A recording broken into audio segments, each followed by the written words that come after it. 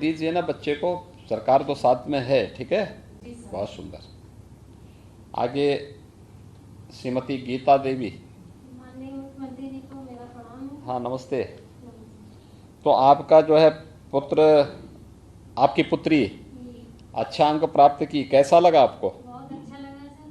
अच्छा, परिवार में आप लोग पूरा उनको समय देते हैं ना पढ़ाई करने के लिए? जी, समय देते हैं। हाँ, ठीक है, बहुत सुंदर। बाकी आपको कुछ बात बोलनी हो? जी, मैं सभी बच्चों से ये कहना चाहूँगी हाँ, कि पढ़ाई करते रहिए बहुत सुंदर। और खूब मेहनत करिए हैं।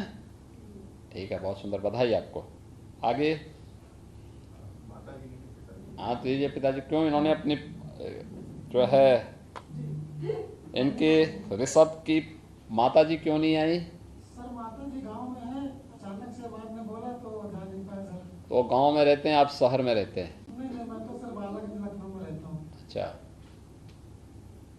ठीक है, बहुत सुंदर। माननीय मुख्यमंत्री जी को मेरा सादर प्रणाम। कितना देर पढ़ाई करते हैं? सर ये सब तो सर काफी रात तक पढ़ाई करते हैं सर, 12-1 बजे तक जग करके पढ़ाई करते हैं। ठीक है, बहुत सुंदर। कभी कभी तो सर 3-4 बज जाता है। देखिए, समय पे जगना और समय पे सोना। जी सर। अगर रात्रि में 10:30 11 बजे तक ये बच्चे आराम करने के लिए चले जाएं, सो जाएं और सुबह 4 बजे के आसपास उठेंगे तो स्वास्थ्य के लिए भी अनुकूल होगा। रात्रि भर जगने से सुबह व्यक्ति अपने आप को देखेगा कि उसको काफ़ी दिन भर थकान अनुभव होता है और स्वास्थ्य पर भी एक लंबे समय के बाद स्वास्थ्य पर भी उसका गलत असर पड़ता है। इसलिए समय पे जगना और समय पे खेलना, समय पे खाना, समय पे खेल कूद की गतिविधियों में भी भाग लेना, ये भी होना चाहिए और बच्चों को इसके लिए प्रोत्साहित करना चाहिए। हर बच्चे को किसी न किसी खेल के कार्यक्रम के साथ भी जोड़ना चाहिए। देखिए, इसमें शारीरिक और मानसिक विकास भी होगा, साथ साथ वह बौद्धिक विकास से जुड़े हुए भी बहुत सारे खेल होते हैं जहाँ व्यक्ति को निर्णय लेने की क्षमता उसको करना होता है ना, उसमें ये सभी चीज़ें उसी से पैदा होंगे। इसलिए बच्चों को खेलकूद से भी वो नहीं करना चाहिए। जरूर 1 घंटा का समय निकालें वो इन सब चीज़ों के लिए, योगिक क्रियाओं को करें, प्राणायाम को करें। कितने बच्चे थे जो योग दिवस के दिन योगासन करने के लिए गए थे? सब लोग गए नहीं होंगे भाई, हैं? घर पे गए थे, जहाँ पे कार्यक्रम हो रहा था वहाँ नहीं गए थे? हैं? गए थे? चलिए, बहुत सुंदर। तब तो आप लोग बहुत अच्छा काम कर रहे हैं, अगर आप योगासन वगैरह में गए थे तो। इन बच्चों ने, कितने ऐसे बच्चे हैं जो नियमित रूप से लाइब्रेरी जाते हैं? कोई स्कूल की लाइब्रेरी में जाता है या पब्लिक लाइब्रेरी कहीं होगी आपकी अगल बगल? कितने बच्चे हैं जो लाइब्रेरी में जाते हैं? आप जाते हैं, स्कूल की लाइब्रेरी में जाते हैं नियमित रूप से? प्रयास होना चाहिए लाइब्रेरी में जाना। एक दूसरा, महत्वपूर्ण बातों को अपनी एक अलग डायरी में नोट करना, महत्वपूर्ण घटनाओं को नोट करना, इसकी आदत होनी चाहिए। इसके अलावा हमें एक और प्रयास करना चाहिए कि बहुत सारी चीज़ें, देखिए, समाचार पत्र कितने बच्चे पढ़ते हैं इसमें नियमित रूप से? एक समाचार पत्र पढ़ते हैं, 2 पढ़ते हैं, 1 पढ़ते हैं। हमारा प्रयास हो कि एक हिंदी और एक इंग्लिश के समाचार पत्र को, जो नेशनल न्यूज़पेपर हो, उस प्रकार के उसको पढ़ेंगे तो आपको देश दुनिया और राज्य की और लोकल खबरों की जानकारी होगी। ये खबर, जो आज खबर है, वह कल के लिए आपके लिए जनरल नॉलेज का आधार भी तैयार करता है। जनरल नॉलेज के लिए फिर आपको अलग से पुस्तक लेकर के उसको रटने की आवश्यकता नहीं पड़ेगी, व्यक्ति अपडेट रहेगा।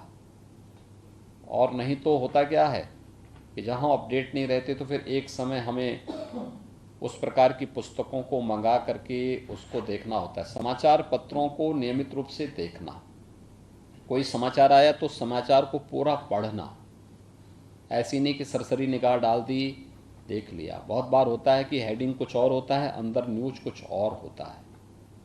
बहुत सारी चीज़ें उसके माध्यम से मिलती हैं। दूसरा, समाचार पत्र का बीच का एक पेज होता है जो संपादकीय पृष्ठ होता है, एडिटोरियल पेज होता है।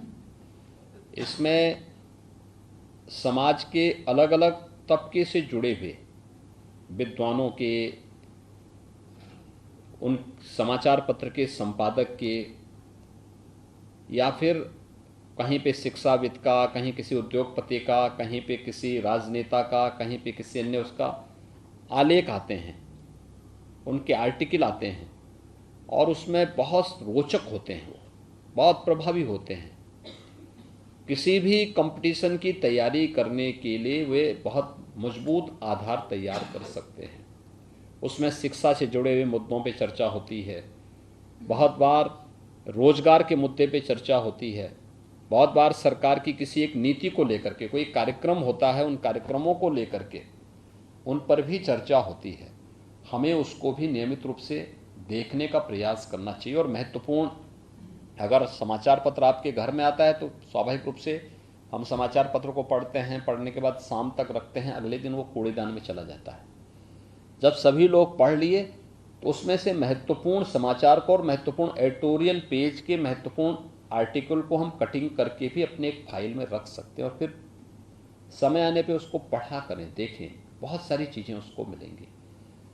अच्छी पुस्तकें जहाँ भी मिलती हैं, प्रकाशन मिलती हैं, उसको हमें अपने पास रखने का प्रयास करना चाहिए। अगर हमारे पास व्यवस्था नहीं है तो कम से कम हम अपनी अच्छी पुस्तक लाइब्रेरी में देने की आदत भी डालें, पब्लिक लाइब्रेरी में, स्कूल की लाइब्रेरी में। अब जैसे आप हाई स्कूल पास करने के बाद अगली कक्षा में जाएंगे, अगली कक्षा में जाने के बाद आपके पास हाई स्कूल की जो बुक्स होंगी, जो किताबें होंगी आपका दायित्व तो बनता है कि उस पुस्तक को घर में कूड़ेदान में फेंकने की बजाय या रद्दी में बेचने की बजाय उसे अपने स्तर पर विद्यालय की लाइब्रेरी को अगर आप दान कर दें, किसी गरीब बच्चे को दे दें, ये आपको और अपने अभिभावक की सहमति से इसको आगे बढ़ाना चाहिए। कई बच्चे पढ़ सकते हैं, लाइब्रेरी में जाएगा तो उसी पुस्तक को कई बच्चे देख पाएंगे। और हमारा प्रयास होना चाहिए कि ये प्रक्रिया आगे बढ़े, लाइब्रेरी में अधिक से अधिक पुस्तकें हों, अधिक से अधिक प्रकाशन आने चाहिए, लोगों के मन में एक रुचि होती दिखाई देनी चाहिए। ये सभी चीज़ें हमें जानकारी होती रहनी चाहिए, एकदम हर एक जानकारी के बारे में होना चाहिए। कौन भारत के राष्ट्रपति हैं, कौन भारत के प्रधानमंत्री हैं, कौन भारत के उपराष्ट्रपति हैं, भारत के सर्वोच्च न्यायालय के मुख्य न्यायाधीश का नाम क्या है, जो समय समय बदलते होंगे। प्रदेश के हमारे राज्यपाल कौन हैं, कौन मुख्यमंत्री है, देश के अंदर कितने राज्य हैं, उन प्रमुख राज्यों के मुख्यमंत्री, राज्यपाल कौन कौन हैं, किस राज्य की राजधानी कहाँ पर, किस राज्य की राजधानी कहाँ पर है, ये चीज़ें सामान्य उसका विषय है, हमें इसके बारे में जानकारी रखनी होगी। और नहीं तो अगर हम अभी से अपने आप को अपडेट नहीं करेंगे तो बाद में हमारे लिए दिक्कतें खड़ी करती हैं सब चीज़ें। दूसरा, छोटी छोटी चीज़ों को हमेशा ध्यान में रखना। आप में से कितने ऐसे बच्चे हैं जिन्होंने प्रधानमंत्री जी की पुस्तक, या प्रधानमंत्री जी ने आपके बोर्ड परीक्षा के ठीक पहले बच्चों के साथ संवाद किया था, परीक्षा पे चर्चा का एक कार्यक्रम चला था,